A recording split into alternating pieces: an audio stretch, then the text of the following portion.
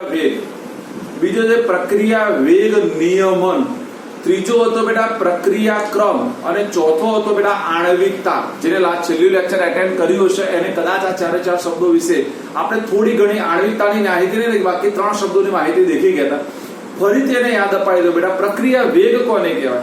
તો પ્રક્રિયા વેગ એને કહેવાય બેટા કે પ્રક્રિયાનો વેગ એ પ્રક્રિયકોની મોલર સાંદ્રતાના યોગ્ય ઘાત સાથેના ગુણાકારના સમપ્રમાણમાં, એને પ્રક્રિયા વેગ કહેવાય બેટા. ફરીથી કે પ્રક્રિયકોની મોલર સાંદ્રતાના યોગ્ય ઘાત સાથેના ગુણાકારના સમપ્રમાણમાં હોય એને પ્રક્રિયા વેગ કહેવાય મારા દીકરાઓ. પ્રક્રિયા વેગ નિયમન એટલે શું? તો મેં તમને ત્યાં કીધું હતું બેટા કે તે પ્રક્રિયકોની સાંદ્રતાનો જ પર્યાય છે, પણ ફરક શું છે કે એની ઘાત એની તત્વયોગ મિતિ હોય પણ ખરી અને ન પણ હોય. મેં તમને કીધું એક જ તબક્કામાં પ્રક્રિયા થતી હોય તો એની ઘાત એની તત્વયોગ મિતિ જેટલી જ હોય, પણ એક કરતા વધારે તબક્કામાં પ્રક્રિયા થતી હશે તો એનો જે ધીમો તબક્કો છે, કયો બેટા? ધીમો તબક્કો, એની જે તત્વયોગ મિતિ હશે એની શું બનશે બેટા? ઘાત બનશે. બરાબર. ત્રીજો પોઈન્ટ આપણે ભણતા હતા પ્રક્રિયા ક્રમ બેટા. તો પ્રક્રિયા ક્રમમાં શું કીધું? તો એને સાદું કીધું કે ભાઈ પ્રક્રિયા ક્રમમાં પ્રક્રિયકો જે ભાગ ભજવે છે એની જે ઘાત છે એનો જે સરવાળો કરો એનું શું બની જાય બેટા? પ્રક્રિયા ક્રમ બની જાય. શું બની જાય બેટા? પ્રક્રિયા ક્રમ. એટલે પ્રક્રિયકોની ઘાતાંકોના સરવાળાને શું હશે બેટા? પ્રક્રિયકોની ઘાતાંકોના સરવાળાને પ્રક્રિયા ક્રમ કહે છે. શું હશે બેટા? પ્રક્રિયકોની ઘાતાંકોના સરવાળાને પ્રક્રિયા ક્રમ કહે છે. બોલો બધા. પ્રક્રિયકોની ઘાતાંકોના સરવાળાને પ્રક્રિયા ક્રમ કહે છે. શું હશે બેટા? પ્રક્રિયકોની ઘાતાંકોના સરવાળાને પ્રક્રિયા ક્રમ કહે છે. શું હશે? પ્રક્રિયકોની ઘાતાંકોના સરવાળાને પ્રક્રિયા ક્રમ કહે છે. બીજો પોઈન્ટ યાદ રાખો. પ્રક્રિયા ક્રમ બેટા શૂન્ય, ધન અને અપૂર્ણાંક હોઈ શકે. યાદ રાખો બીજો પોઈન્ટ. પ્રક્રિયા ક્રમ શૂન્ય, ધન અને અપૂર્ણાંક હોઈ શકે. ફરીથી બેટા પ્રક્રિયા ક્રમ ધન, શૂન્ય અને અપૂર્ણાંક હોઈ શકે. યાદ રહેશે બધાને? ચલો બે વાક્યો કયા યાદ રાખીશું બેટા? બોલો ફટાફટ. પહેલું, પ્રક્રિયા ક્રમની વ્યાખ્યા શું થશે બેટા? પ્રક્રિયકોની ઘાતાંકોના સરવાળાને પ્રક્રિયા ક્રમ કહે છે. શું હશે બેટા? પ્રક્રિયકોની ઘાતાંકોના સરવાળાને પ્રક્રિયા ક્રમ કહે છે. શું હશે? પ્રક્રિયકોની ઘાતાંકોના સરવાળાને પ્રક્રિયા ક્રમ કહે છે. બીજું યાદ રાખવાનું કે પ્રક્રિયા ક્રમ ધન પણ હોઈ શકે બેટા, શૂન્ય પણ હોઈ શકે. પ્રક્રિયા ક્રમ. હવે જો બેટા મારે જે સમજાવવું છે તે મહત્વનું. પ્રક્રિયા ક્રમ જો એક જ તબક્કામાં તમારી પ્રક્રિયા થતી હોય બેટા, યાદ રાખો બેટા, મેં લખ્યું છે પીડીએફ માં નજર મારો બધા કે એક જ તબક્કામાં પ્રક્રિયા થતી હોય તો એવી પ્રક્રિયાને પ્રાથમિક પ્રક્રિયા કહેવાય. કઈ કહેવાય બેટા? પ્રાથમિક પ્રક્રિયા કહેવાય. અને ફરીથી મોસ્ટ ઇમ્પોર્ટન્ટ એમસીક્યુ, પ્રાથમિક પ્રક્રિયા માટે પ્રક્રિયા ક્રમ અને આણ્વિકતા સમાન હોય છે. ક્યાંક નોટ ડાઉન કરવું હોય કરી નાખો બેટા. પ્રાથમિક પ્રક્રિયા માટે પ્રક્રિયા ક્રમ અને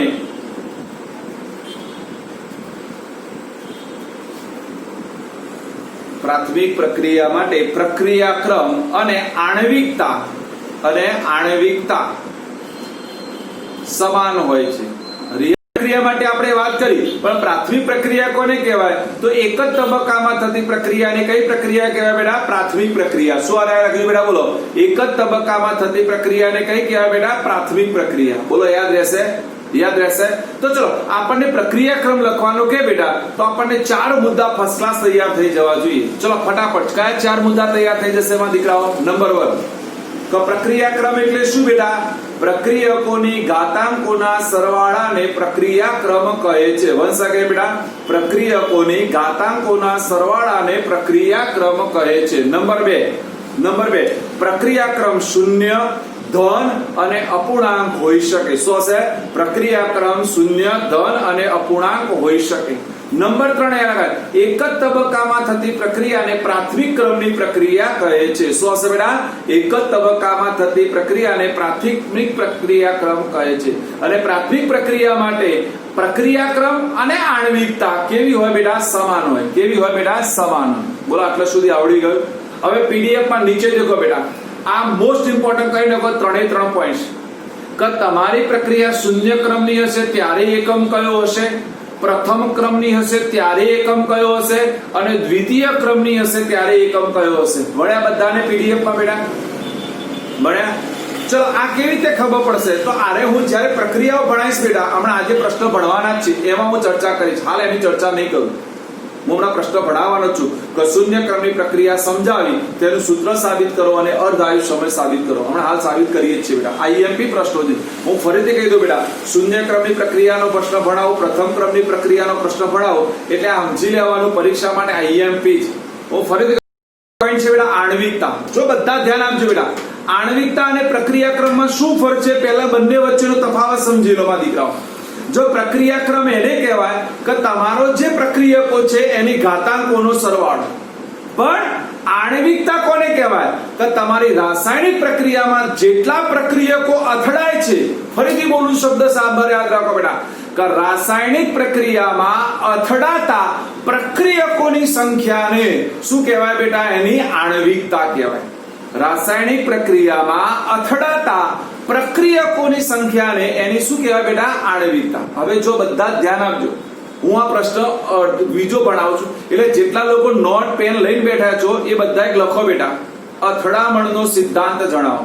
લખો બધા બેટા, નવો પ્રશ્ન એક્સ્ટ્રા કરીને લખો, અથડામણનો સિદ્ધાંત જણાવો. અથડામણનો સિદ્ધાંત જણાવો.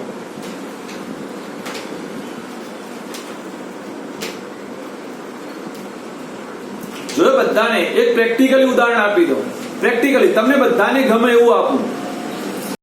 એટલા માટે સૌથી સરળ સિદ્ધાંત, પહેલા તો બે પાત્રોની પસંદગી, બે પ્રક્રિયકો જોઈએ. પહેલા શું જોઈએ? બે પ્રક્રિયકો. કયા કયા? પુરુષ અને સ્ત્રી જોઈએ. બરાબર. બીજું તો પ્રક્રિયકો હોય એ પણ યોગ્ય દિશાકીય હોય, એટલે એક બાજુ શું હોવું જોઈએ બેટા? પુરુષ હોવું જોઈએ, એક બાજુ શું હોવી જોઈએ બેટા? સ્ત્રી હોવી જોઈએ. એમની યોગ્ય દિશાકીય અથડામણ હોવી જોઈએ. હવે દિશાકીય અથડામણ થયા પછી પણ આપણને બધાને ખબર છે બેટા કે એક એનું ભૌમિતિક સ્ટ્રક્ચર એકબીજાને મેચ થતું હોવું જોઈએ, અને બધું મેચ થાય ત્યારે નિપજનું નિર્માણ થાય. અહીં અથડામણના સિદ્ધાંતમાં પણ એવું કીધું છે, પહેલા તો પ્રક્રિયકો એકબીજાની નજીક આવવા જોઈએ. બીજું, એમની યોગ્ય અથડામણ હોવી જોઈએ, એમની અથડામણ યોગ્ય દિશાકીય હોવી જોઈએ, અને દિશાકીય અથડામણ પછી એનું મધ્યસ્થી નિપજમાં રૂપાંતર થાય. મધ્યસ્થી નિપજ એટલે આપણો ગર્ભ બેટા. યાદ રાખો, મધ્યસ્થી નિપજ એટલે ગર્ભ કહેવાય. મધ્યસ્થી નિપજનું નિર્માણ થાય અને એમાંથી નિપજ બને, નિપજ દૂર થાય એટલે પાછી પ્રક્રિયા કરવા માટે ક્ષેત્રફળ તૈયાર થઈ જાય તો ફરીથી પ્રક્રિયા કરી શકાય. બોલો આવું થાય કે ના થાય રિયલ લાઈફમાં? તો બસ અથડામણનો સિદ્ધાંત એટલે આ રહ્યું. બોલો બધાને આવડે, ગમે ત્યારે લખી શકાય પરીક્ષા. અથડામણના સિદ્ધાંતમાં નંબર 1 લખો બેટા, નંબર 1 લખો અથડામણના સિદ્ધાંતમાં. યોગ્ય પ્રક્રિયકો એકબીજાની નજીક આવવા જોઈએ. યોગ્ય પ્રક્રિયકો એકબીજાની નજીક આવવા જોઈએ.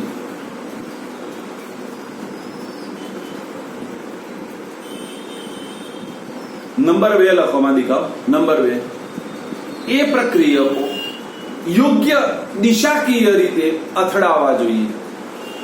એ પ્રક્રિયકો યોગ્ય દિશાકીય રીતે અથડાવવા જોઈએ.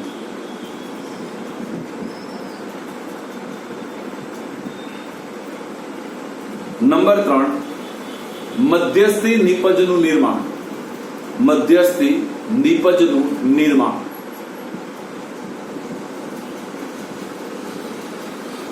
નંબર 4, નિપજની ઉત્પત્તિ. નંબર 4, નિપજની ઉત્પત્તિ. અને નંબર 5 બેટા, નિપજનું દૂર થવું. નિપજનું દૂર.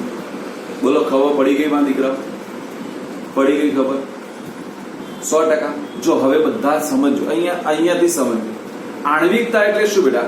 કે જેટલા પ્રક્રિયકો અથડાય છે એ અથડાતા પ્રક્રિયકોની સંખ્યા. જો બાયોલોજીના ભાષામાં જ જવાબ આપો. કદી પણ આપણે વિચાર્યું છે બેટા, આપણે કેટલી વખત ડિલિવરી થાય તો 1 બાળક આવે, 2 બાળક આવે, 4 બાળક આવે, 5 બાળક આવે, 6 બાળક આવે, 14 બાળક આવે, 14 સુધીનો રેકોર્ડ છે. તો એનો મતલબ શું થાય બેટા? કે મારો એક અંડકોષ છે, એ અંડકોષ સાથે કેટલા શુક્રકોષો જોડાયા એ પ્રમાણે નવા બાળકોની ઉત્પત્તિ થાય. એટલે કેટલા પ્રક્રિયકો અથડાય છે? કારણ કે અથડાય તો ઢગલા બંધ, ખબર છે ને? કેટલાને ખબર છે? એક અંડપિંડ હોય બેટા, એની આજુબાજુ કેટલા શુક્રકોષો ગતિ કરે? 2 મિલિયન શુક્રકોષો ગતિ કરે. કેટલા? 2 મિલિયન. હવે વિચાર કર 2 મિલિયન જોડાઈ જાય તો શું દશા આવે?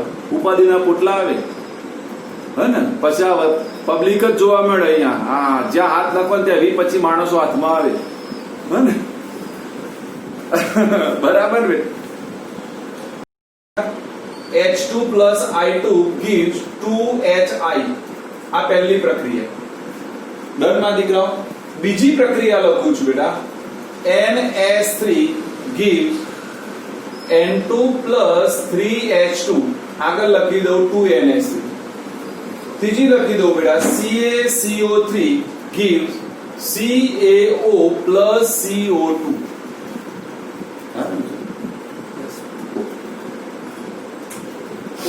જો બેટા આ પ્રક્રિયાઓ કેટલી લખી એમાંથી મારે તમને બહુ શીખવાડવાનું છે. અને એક બીજી પ્રક્રિયા જો લખી ઊંધી લખી દઉં.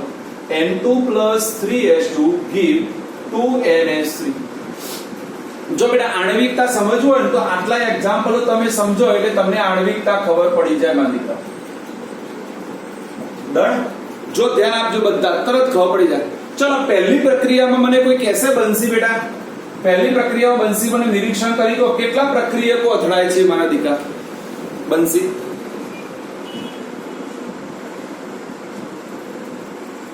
બે પ્રક્રિયકો. કયા કયા બે પ્રક્રિયકો બેટા? H2 અને I2. તો આ પ્રક્રિયાની આણ્વિકતા 2 થાય. કેટલી થાય બેટા? 2 થાય. કેટલી થાય બેટા? 2. એટલે આને દ્વિઆણ્વિક પ્રક્રિયા કહેવાય. કઈ કહેવાય બેટા? દ્વિઆણ્વિક પ્રક્રિયા. ચલો બીજી પ્રક્રિયામાં લઈ લો. ચલો ઓમ પટેલ, બીજી પ્રક્રિયામાં કેટલા પ્રક્રિયકો અથડાય બેટા?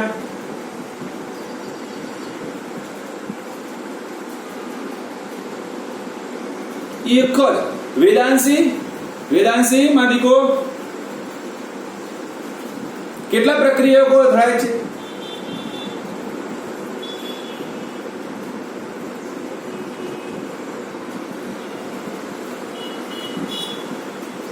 નહીં બેટા, છૂટા પડે કે ના થાય આપણે તો આ આપણો પ્રક્રિયક છે બેટા. આ પ્રક્રિયક છે એ કેટલા છે? 2. ઓકે. મહિમા બેટા કેટલા પ્રક્રિયક? 2. હિમાની 2. તો બેટા દેખો અહીંયા 2NH3 છે એટલે એક NH3 બીજા NH3 જોડે પ્રક્રિયા કરી અને એમાંથી N2 અને H2 નું નિર્માણ કરે છે. તો આ પ્રક્રિયાને પણ દ્વિઆણ્વિક પ્રક્રિયા એટલે આનો આણ્વિકતા 2 થાય. ચલો ત્રીજી પ્રક્રિયામાં મને કહો. ત્રીજી પ્રક્રિયામાં એક જ. CaCO3 એટલે એક જ. ચલો ચોથી પ્રક્રિયામાં 4. જો N2 નો 1 અને H2 ના કેટલા બેટા? 3. એટલે કેટલા થાય બેટા? 4 થાય. કેટલા થાય? 4. હવે બધા મને જવાબ આપજો, બધા જ વ્યવસ્થિત વિચારીને જવાબ આપજો. કદી પણ પ્રક્રિયકોની સંખ્યા અપૂર્ણાંક હોય?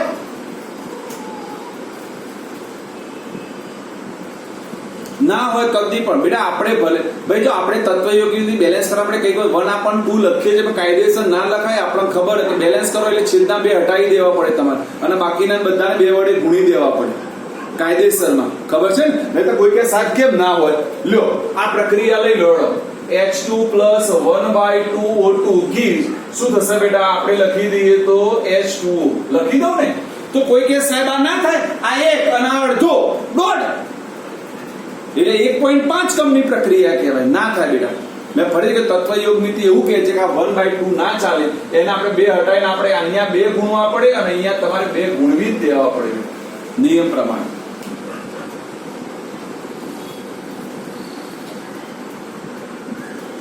ના થાય બેટા, લેવાય જ નહીં. લેવાય. નિયમ શું કહે છે મારા દીકરાઓ? નિયમ શું કહે? હા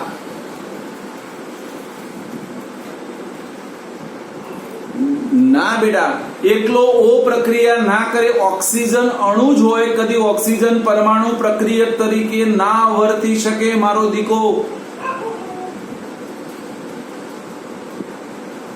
પડી ખબર બેટા? એટલે O2 જ કહેવાય બેટા. O2 એટલે આખું એક અણુ છે બેટા તમારું.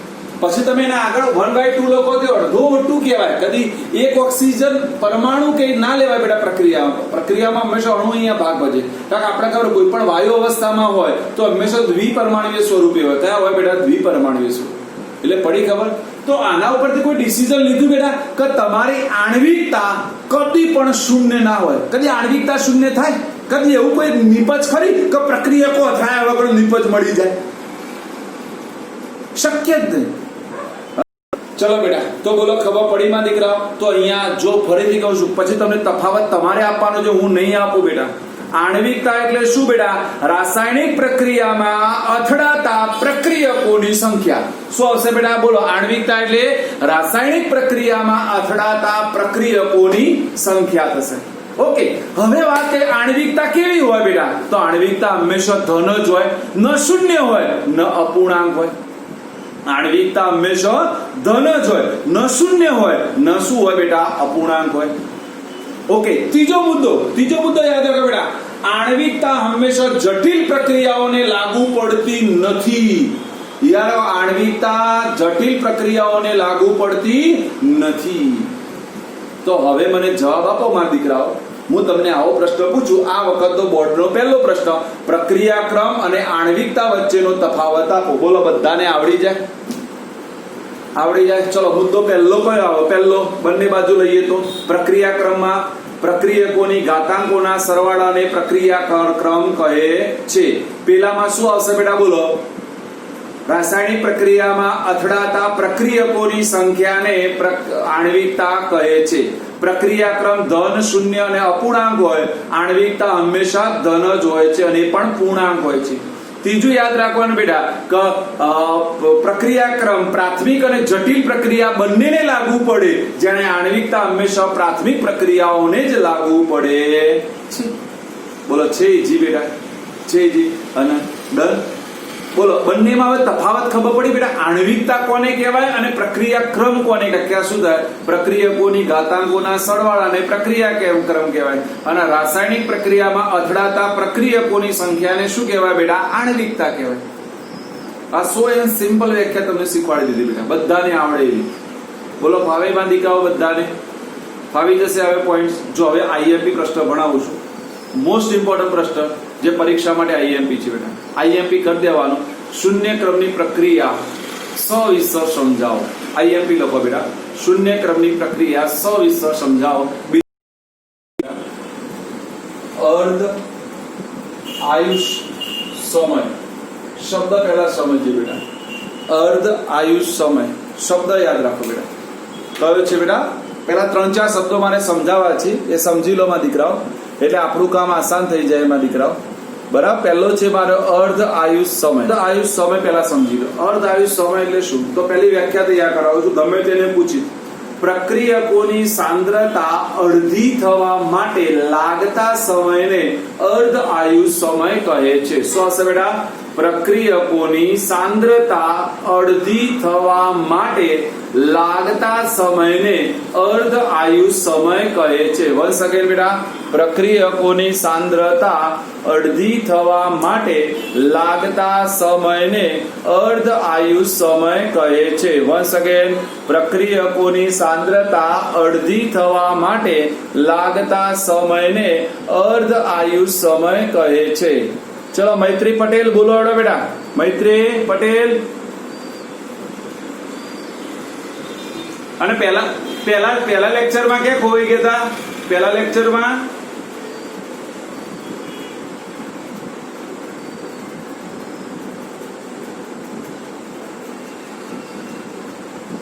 એવું બેટા? ઓકે, ચલો બોલો. અર્ધ આયુષ સમય એટલે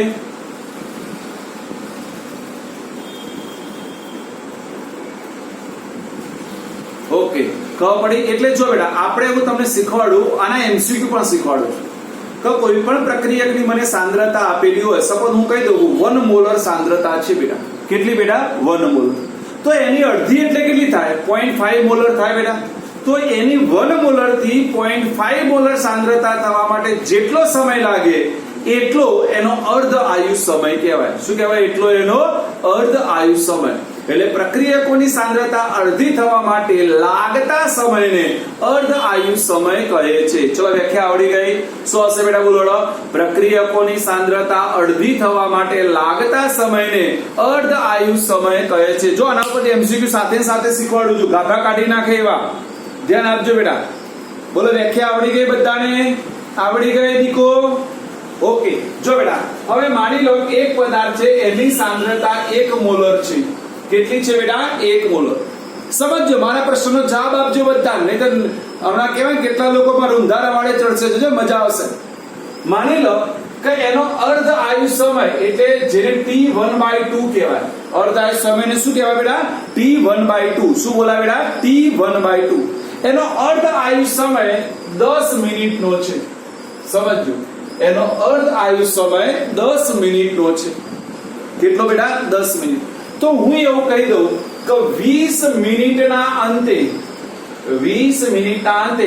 આ પ્રક્રિયકની સાંદ્રતા કેટલી હશે? ફરીથી ધ્રુવથી બોલું છું, દેખવાનો પ્રયત્ન કરતા વાળા સાંભળો માદિકા. જો બેટા એક પ્રક્રિયક છે એની સાંદ્રતા 1 મોલર છે. મેં એટલા માટે રફ પેજ તૈયાર રાખો. રફ પેજમાં નોટ ડાઉન કરો. બોલું છું કે એક પ્રક્રિયકની સાંદ્રતા 1 મોલર છે. 1 મોલર.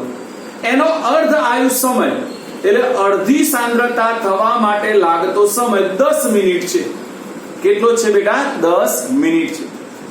તો મારો પ્રશ્ન એવો છે કે 20 મિનિટ પછી આ પ્રક્રિયકની સાંદ્રતા કેટલી હશે?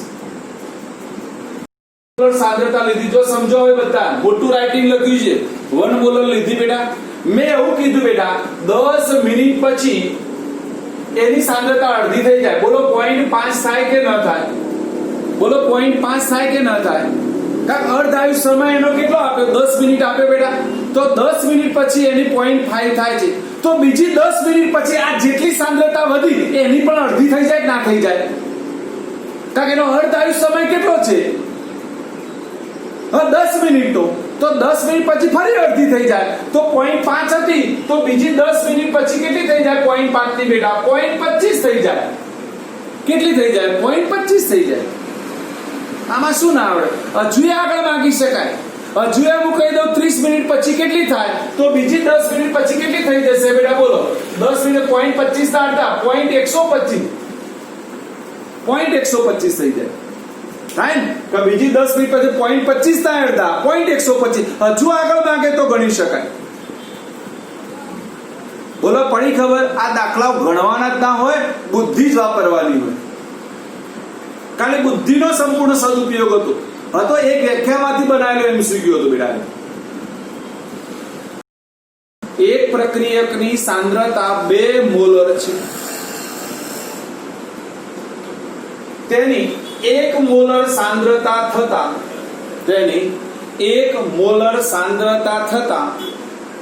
5 મિનિટ લાગે છે. તેની 1 મોલર સાંદ્રતા થતા 5 મિનિટ લાગે છે. તો 25 મિનિટના અંતે કેટલા પ્રક્રિયકનું નિપજમાં રૂપાંતર થયેલ હશે? તો 25 મિનિટના અંતે કેટલા પ્રક્રિયકનું નિપજમાં રૂપાંતર થયેલ હશે?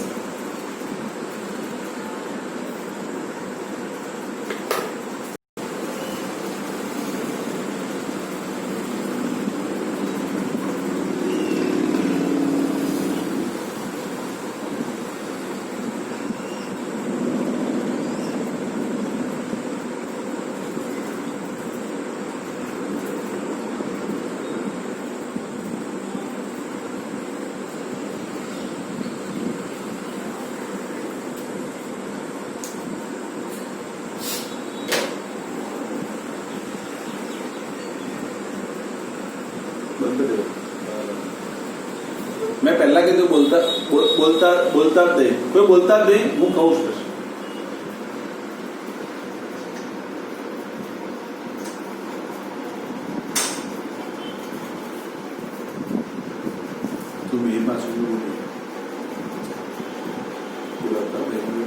બારથી બંધ કરી. વેદાંશી કોની જોડે વાત કરે માલિકા? હા, વરસાદ ચાલુ થયો. હા ભાઈ વાહ. આજે આણંદનો વારો છે. આજે આણંદનો વારો. એવું બેટા? ઓકે, હવે લેક્ચર પૂરું થાય સીધી નાવા જ જતી રહે. હો બેટા,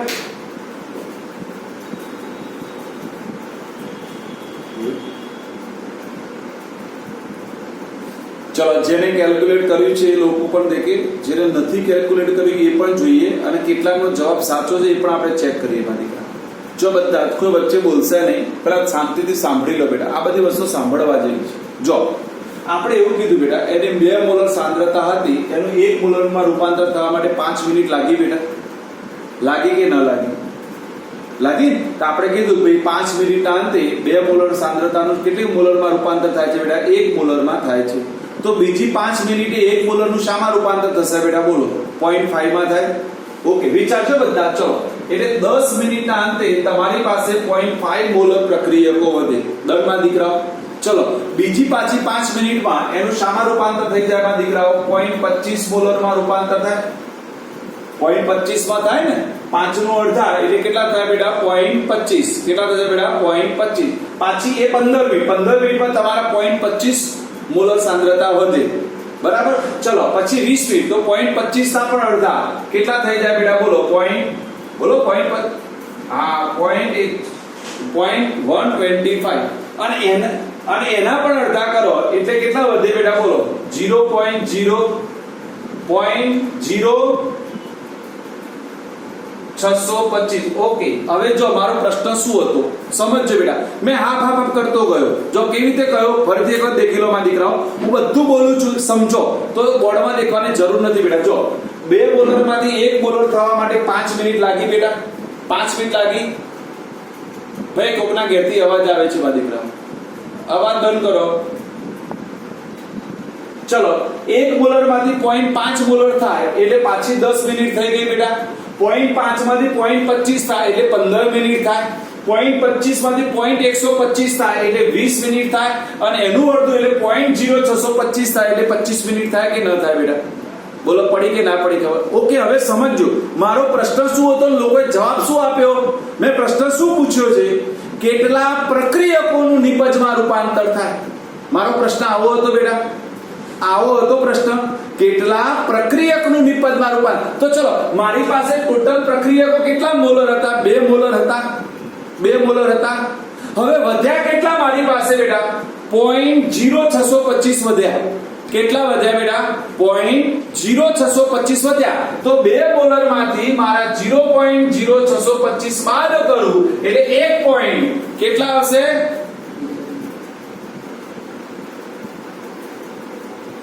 1 પોઈન્ટ એટલે આખું વેલ્યુએશન 9275 1.9275 થશે. એટલા પ્રક્રિયકોનું નિપજમાં રૂપાંતર થાય. બોલો, તમે શું જવાબ આપે બધાય?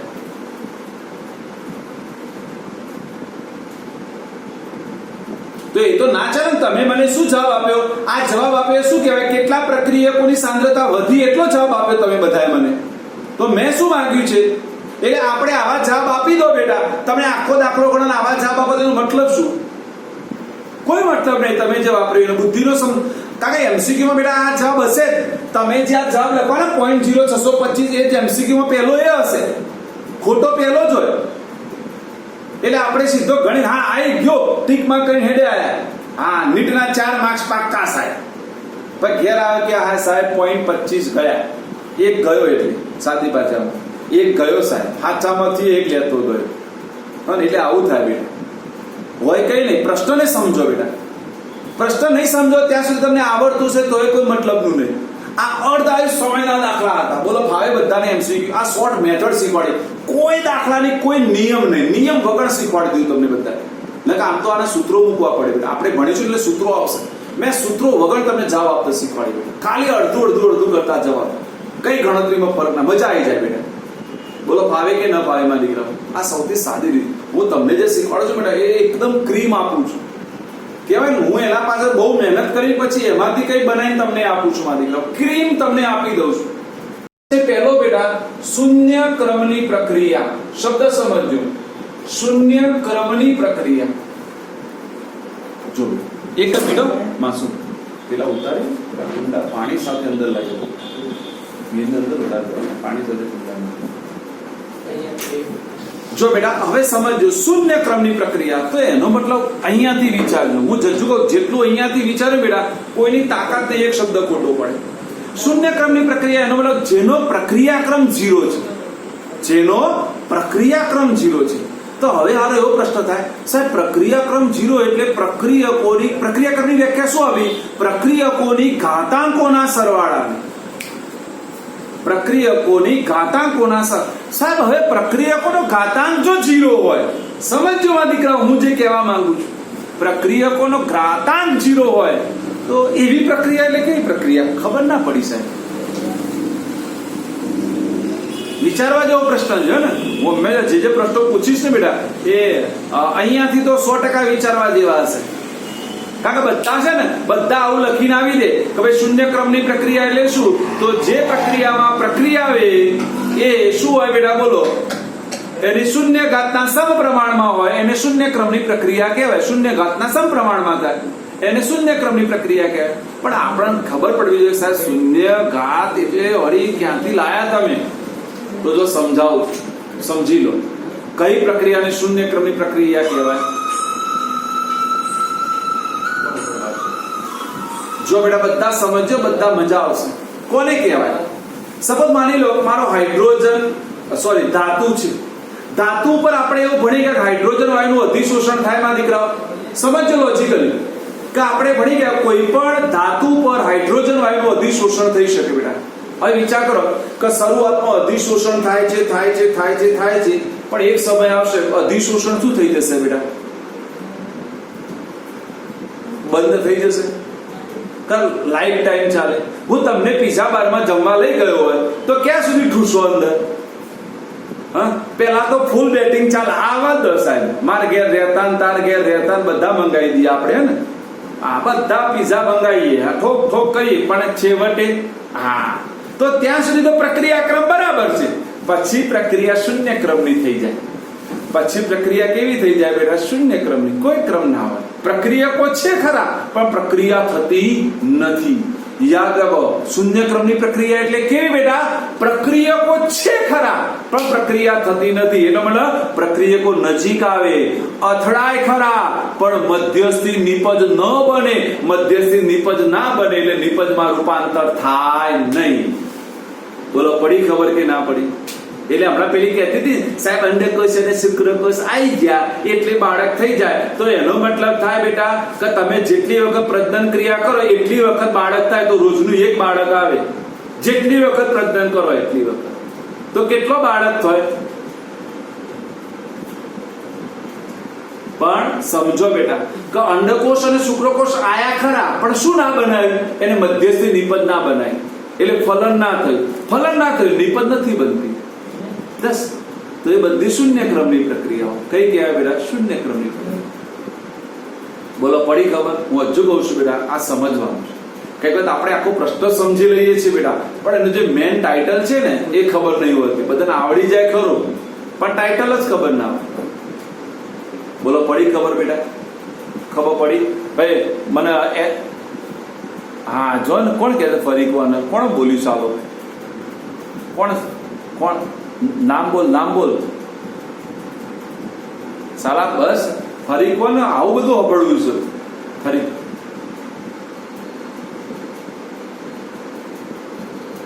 હું તો સાયલેન્ટ જ થઈ જાઉં બેટા. હું તો કેવું છું કે વધારાનો વ્યક્તિ જો કોઈ કામ ના હોય એટલે મારું લેક્ચર એટેન્ડ કરવાનું.